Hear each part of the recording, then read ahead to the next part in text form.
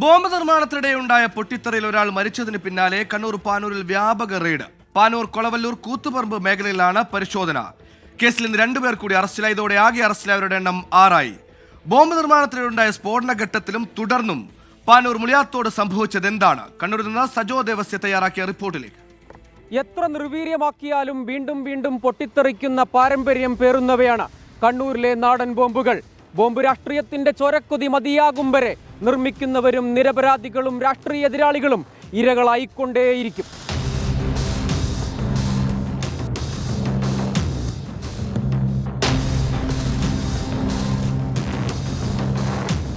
കഴിഞ്ഞ വ്യാഴാഴ്ച രാത്രിയിലാണ് ബോംബുകൾ നിർമ്മിക്കാൻ CPIM അനുഭാവികളായ 12ഓളം പേരുടെ സംഘം പാനൂർ കൈവേലിക്കലിലെ മൂളിയത്തോട് സംഘടിച്ചത്. സ്ഫോടക വസ്തുക്കൾ നേരത്തെ തന്നെ സമാഹരിച്ചെത്തിച്ചിരുന്നു.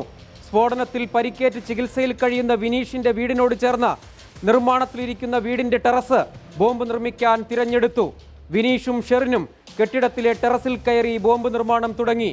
ആവശ്യമായ വസ്തുക്കൾ മുകളിലേക്ക് എത്തിച്ചു നൽകിയത് ഇതര സംഘാംഗങ്ങൾ. നിർമ്മിച്ച ബോംബുകൾ ഒളിപ്പിക്കൽ കേന്ദ്രത്തിലേക്ക് മാറ്റാനും സംഘാംഗങ്ങൾ തന്നെ പ്രവർത്തിച്ചു.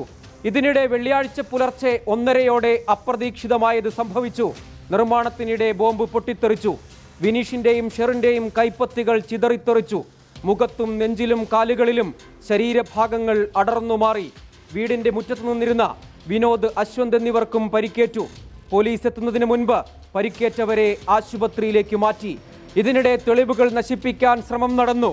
വിനീഷിനെയും ഷെറിനെയും പരിക്ക് ഗുരുതരമായതിനാൽ കണ്ണൂരിലെ സ്വകാര്യ ആശുപത്രിയിലേക്കും തുടർന്ന് കോഴിക്കോട് ആശുപത്രിയിലേക്കും മാറ്റി.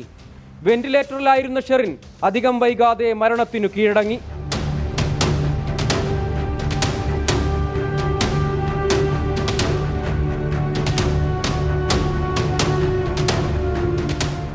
വെടിമരുന്നും കുപ്പിച്ചില്ലും ആണിയും വെള്ളാരം കല്ലും അടങ്ങുന്ന മിശ്രിതം ചെറിയ സ്റ്റീൽ പാത്രങ്ങളിൽ നിറച്ച് മൂടി ഉറപ്പിച്ച് ഒരുക്കുന്ന നിർമ്മാണ രീതിയാണ് പ്രതികൾ അവലംബിച്ചത്. സ്ഫോടനത്തിന് പിന്നാലെയും പോലീസ് ഉണർന്നില്ല. പരിസര പ്രദേശങ്ങളിൽ റെയ്ഡ് പോലും നടന്നില്ല. കടുത്ത വിമർശനത്തിന് പിന്നാലെ പോലീസ് ഉണർന്നു. വ്യാപക പരിശോധനയും അറസ്റ്റും.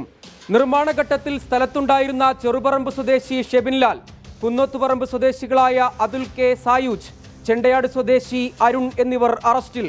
ഇതിനിടെ പ്രതികളുമായി നടത്തിയ തെളിവെടുപ്പിനിടെ പ്രദേശത്തു നിന്ന് 7 സ്റ്റീൽ ബോംബുകൾ കൂടി കണ്ടെത്തി.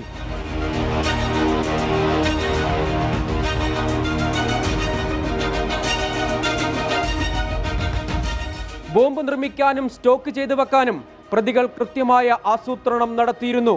എല്ലാം മുൻകൂട്ടി തയ്യാറാക്കിയ പദ്ധതി പ്രകാരം നടന്നു. അപ്രതീക്ഷിതമായ പൊട്ടിത്തെറി ഒഴികെ.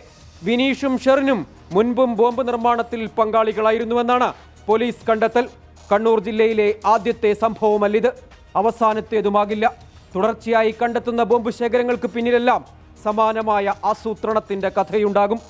4 പേരുടെ അറസ്റ്റിന് ശേഷവും പ്രസക്തമായ ചോദ്യങ്ങൾ ഇനിയും അവശേഷിക്കുന്നുണ്ട്. ബോംബ് നിർമ്മിച്ചത് ആർക്കുവേണ്ടി, ആരെ ലക്ഷ്യമിട്ട്, കലാപാസൂത്രണത്തിന്റെ വേരുകൾ എവിടെ വരെ?